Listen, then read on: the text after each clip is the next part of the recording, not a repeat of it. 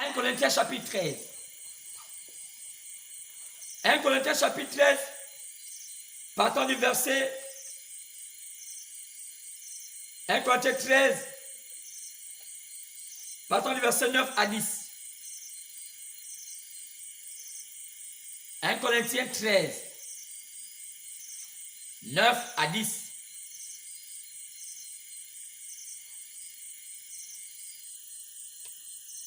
Car nous connaissons en partie et nous prophétisons en partie. Mais quand ce qui est parfait sera venu, ce qui est partiel disparaîtra. Lorsque j'étais enfant, je parlais comme un enfant. Je pensais comme un enfant. Je raisonnais comme un enfant. Lorsque je suis devenu homme, je fais disparaître ce qui était de l'enfant. Alors, lorsque nous parlons de cela, c'est l'apôtre Paul qui l'a écrit. On a commencé depuis Matthieu chapitre 5, partant du verset 48. On est descendu dans Éphésiens 4. Et après, on est arrivé à 1 Corinthiens 13. Et vous regardez que quand on a commencé avec Matthieu 5, c'est Jésus qui donne comme une injonction. Il dit, soyez parfaits, comme votre Père Céleste est parfait. C'est une recommandation que le Christ Jésus donne à tous ceux qui croient en lui et à tous ceux qui sont ses enfants, sinon tous ceux qui sont les croyants du Seigneur Jésus. Il donne une instruction, une injonction. Il ne dit pas peut-être que vous allez être, mais il dit soyez parfaits, devenez parfaits. Alors il dit que l'homme doit être parfait. Il dit que le chrétien doit atteindre la perfection. C'est pourquoi j'ai intitulé le thème de ce matin, de ce soir, autant pour moi, je l'ai intitulé le temps de la perfection. Et je l'ai intitulé c'est le temps Joseph perfection. L'Afrique est sa dernière visitation parmi les nations. C'est le temps Joseph perfection. Quand je parle de ce thème, ça veut dire que le temps dans lequel nous vivons est appelé le temps Joseph perfection. Pourquoi j'ai intitulé ça le temps Joseph perfection? Alors il y a une cause. Pourquoi? Alors vous remarquez que Joseph fut un homme dont la Bible parle dans les livres de Genèse. Et là-dedans, dans le livre de Genèse, il s'agit de Joseph. On parle de Joseph qui était le fils de Jacob. Alors, l'enfant dernier, j'ai voulu vous donner son histoire. Aujourd'hui, je crois que je suis sur le point. J'essaie de réunir les ingrédients pour que je puisse vous donner l'histoire de Joseph, pour que vous puissiez être en phase avec ce que j'avais envie de vous transmettre. Alors, vous savez que Israël, c'est un pays qui est né d'un homme appelé Abraham. Abraham a été un homme qui avait pour père Terah. Terah avait été de la descendance des fils de Noé, qu'on appelait Sem. Alors, Noé avait 3 fils. Avait un qu'on appelait Sem, l'autre qu'on appelait Japheth, et le troisième s'appelait Cam. Alors, vous savez que Terah, et comme vous lisez dans la Bible, parmi les descendants, Terah était le descendant, était l'un des descendants de Sem. Et c'est de Terah qu'est né Abraham. Et vous savez que la Bible dit que lorsque Dieu appelait Abraham pour le faire ce qu'il est devenu aujourd'hui, père de la foi, Abraham fut appelé de la Chaldée. Alors la Chaldée, c'est là où sont les Chaldéens, et les Chaldéens, ce sont les Babyloniens. Et l'histoire nous dit que le monde tout entier était concentré en Babylone. Et vous savez que c'est en Babylone qu'il y a eu la tour de Babel. Et vous savez que Babel vient de cet homme qui était l'initiateur du culte polythéiste. Et vous savez que des 3 fils de Cam, il y a eu quelque chose qui s'est passé dans l'arche.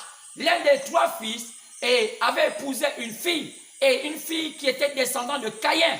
Alors les gens peuvent se poser la question, comment le péché est revenu alors que Dieu avait fait tuer tout le monde, alors que le péché était en train de croître? Alors l'histoire nous dit par révélation du messager du temps de la fin que l'un des fils de Noé avait épousé une fille venant de Caïn.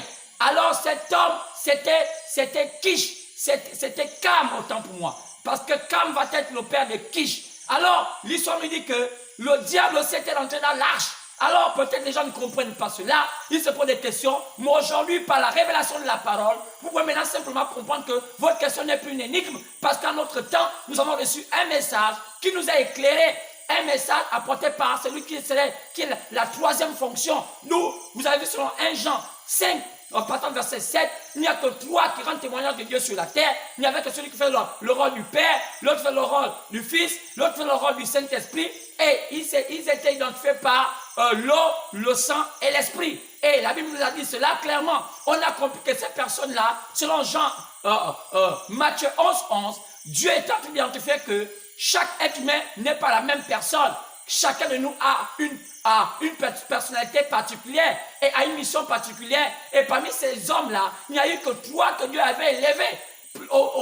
Tellement élevés. Et la Bible nous dit cela, de ceux qui sont nés des femmes. Celui qui était plus grand que Jean-Baptiste, c'était lui qui était le plus grand dans le royaume des cieux. On a compris dans le royaume des cieux, il n'y avait que 2 grandes luminaires. Une pour éclairer le matin, l'autre pour éclairer le soir. Le plus petit était un type de la lune et la plus grande était un type du soleil. On a compris que celui qui était identifié au soleil, c'était Jésus. On l'a appelé le soleil de justice. Et celui qui va être identifié comme étant la lune, c'est celui qui va venir au temps de la fin, donc au temps du soir. Celui que Zacharie 14, 7 dit, au temps du soir, la lumière paraîtra. Alors c'est pourquoi les gens ne comprennent pas ça. L'apôtre Paul a amplifié ça dans 1 Corinthiens, chapitre 15, partant du verset 39, en disant que chacun a un éclat. Et il dit que même chacun a un éclat pareil aux étoiles, au soleil, aux lunes. Et il dit même les étoiles diffèrent. Donc, c'est ce qu'on a compris selon tout le long. Si vous voulez voir ces enseignements, vous voyez ça dans mon site YouTube. Vous allez voir que tout cela, j'ai énuméré ces messages.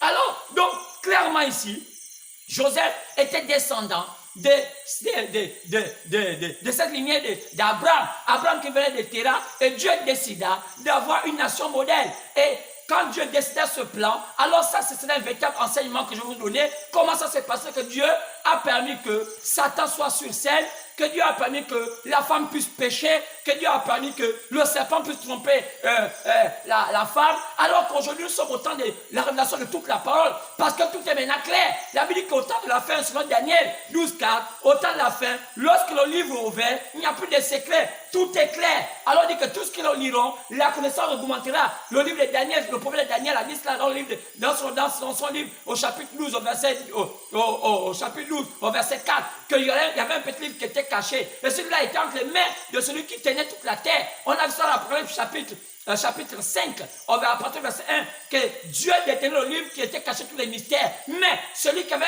la primeur d'ouvrir ce livre-là, c'était le Seigneur Jésus-Christ de gloire. Mais Jésus-Christ étant déjà changeait autant pour moi de la position de fils de l'homme à fils de Dieu. Parce que quand il était fils de l'homme, il était prophète, il était visible. Mais lorsqu'il fut crucifié, il termina sa mission, il donna le flambeau à celui qui devait venir en troisième position. C'est ce même qu'il a dit dans Jean 16, partir du verset 12. Il dit, Jean, que je dois vous dire, mais je ne peux pas vous dire maintenant. Mais quand celui qui viendra, le consolateur, il vous conduira dans toute la vérité. Pourquoi il dit il, alors qu'un esprit n'a pas de genre? Il dit il parce qu'il sait que celui qui va jouer le rôle du Saint-Esprit, ce serait un homme. De même que celui qui a joué le rôle du Messie, ce devait être un homme. Alors que les églises pensaient que c'était quelqu'un qui était comme un nuage, mais c'était un homme. Et celui qui a joué le rôle du Père sur la terre, c'était aussi un homme. C'était Moïse. Vous pouvez voir ça dans Exode chapitre 7. Clairement, tout est clair. Mais les éclaireurs ne comprennent pas cela, car les enfants du diable, les aveugles, avec toutes sortes de doctrines, avec toutes sortes de faussetés. Mais nous sommes au temps où toute la parole doit être ouverte et les gens doivent connaître, parce que quelqu'un ne peut pas dire un jour à Dieu que je n'ai pas écouté la vérité de la parole, car tout est maintenant clair. Personne ne peut plus dire que la parole n'est plus claire. Même si quelqu'un aujourd'hui va de l'autre côté, il aura la condamnation parce qu'il a déjà écouté toute la parole. Et chacun va prendre une position. Parce que celui qui écoute la parole de Dieu n'endurcit pas son cœur. Va vers le Seigneur. Alors c'est pourquoi c'est clair. Et nous pouvons simplement voir qu'Abraham et Dieu a commencé à faire cette nation, pour que ça soit une nation modèle. Ça, c'était un plan, le plan de Dieu. Le plan de Dieu pour le salut de l'humanité. Alors, vous allez voir que de Terah, il a vu Abraham, et Dieu s'est appelé Abraham. Abraham qui était d'appartenance païenne, parce que son père c'était un païen. Il était aussi influencé par tout ce qui se passait à la tour de Babel, parce que lui aussi, il était sous le contrôle de cette famille-là, où est issu les descendants de Cam, qui avaient mis Kish, et Kish avait fondé une famille, et cette famille était faite d'une femme appelée aussi une païenne, qu'on appelait Sémiramis, et ils ont mis au monde un enfant appelé Nimrod. Et aujourd'hui, ces hommes-là sont maintenant sont maintenant dispersés sur la terre, et même cette philosophie est dispersée sur la terre, sur d'autres noms, d'où on va entendre Hermès, Hermès, il y a même des parfums qu'on appelle les parfums Hermès. Hermès, c'est ce grand qu'on appelait Bélus, qu'on appelait aussi Mercure, oui, mais c'est le même. Alors, il va aussi mettre, il avait une femme qu'on appelait Sémiramis, qu'on appelle aujourd'hui Isis, qu'on appelle aujourd'hui la Madone. Elle a beaucoup de noms comme ça. Et on l'appelle aussi Ra. Et puis, ils avaient un fils qu'on appelait Nimrod. C'est qu'on appelle aujourd'hui Osiris, qu'on appelle aujourd'hui Zeus. Alors, il a plusieurs noms comme ça qu'on appelle. Et les gens ne comprennent pas ça parce qu'aujourd'hui, on n'a plus le temps, on ne prêche pas aux gens la pure parole. On est en train de divertir les gens. On entre dans tous les sens. On est en train d'aller on chasse les démons. Mais qu'est-ce qui peut chasser les démons si ce n'est la connaissance de la pure parole de Dieu? Mais quelqu'un qui va dire qu'il chasse les démons alors qu'il ne connaît pas comment fonctionnent les démons. Et aujourd'hui, on a une conception des démons comme on avait nos parents nous disaient selon leur tradition. C'est pourquoi Satan aujourd'hui a du mal à lâcher les nations. Parce que les nations sont selon leur tradition. Ils ne se sont pas éloignés. Alors c'est pourquoi Abraham est sorti de là. Et Abraham, lorsqu'il est sorti, il est parti de là. Il a mis au monde un enfant appelé Isaac. Et Isaac a mis au monde un enfant qu'on appelait Jacob. Et Jacob a mis au monde un enfant qu'on va appeler plus tard. On va appeler plus tard Joseph. Alors, et là, c'était fini le processus du fondement du peuple Israël. Parce qu'ils avaient 4 fondements. Alors, vous savez, quand on parle de fondement, c'est ce qui fait la base d'une construction. Alors, le peuple d'Israël est basé dans ces 4 fondements. On a d'abord Abraham, on a 2, son fils Isaac, après vient Jacob, son petit-fils, après vient le arrière-petit-fils qu'on appelait Joseph. Et chaque fondement avait une orientation de la pensée. Alors, Abraham, c'était la foi, et on peut voir que c'était lui, sa logique de la vie, c'était la foi. C'est qu'on appelait le père de la foi. Et après, on pourra aussi voir son fils. C'est un homme plein d'amour. C'est qu'on appelait Isaac. Isaac qui avait pour le fondement l'amour. Et après, il a fait un fils qu'on appelait Jacob. Jacob a marché par la grâce parce qu'il était un trompeur. Et son nom voulait dire trompeur. C'est pourquoi Dieu changea son nom de Jacob à Israël. C'est dès qu'on l'appela Israël que ce peuple commença à s'appeler Israël. Et c'est de Jacob qu'est né l'enfant qu'on appelle, on va appeler Joseph. Alors Jacob, lui, son fondement, ce n'était pas l'amour, ce n'était pas la foi, mais c'était la grâce. Il ne veut que par la grâce. Mais il manquait une chose.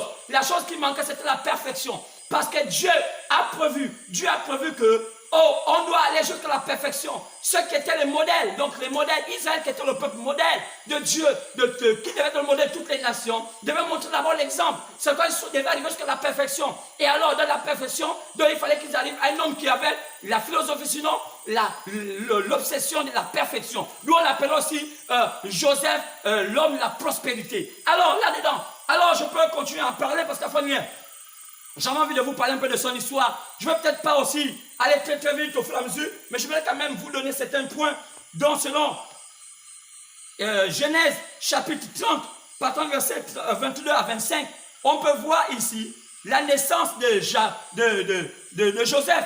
Il naît d'où? Il naît d'une femme appelée Rachel. C'est la femme la plus aimée. Oh, c'était la femme la plus aimée. C'est quelque chose d'extraordinaire. D'où vous allez comprendre l'orientation des enfants qui sont bien parfois de mauvais esprits. Ça dépend de comment votre papa a été avec votre maman. Ça dépend de la relation. Et là encore, c'est un autre domaine. Mais je vais seulement vous dire comment il est né. Dans Genèse 30, partant verset 22, verset 22 à 25. Et là, on peut lire ici, à 22 à 25, on dit...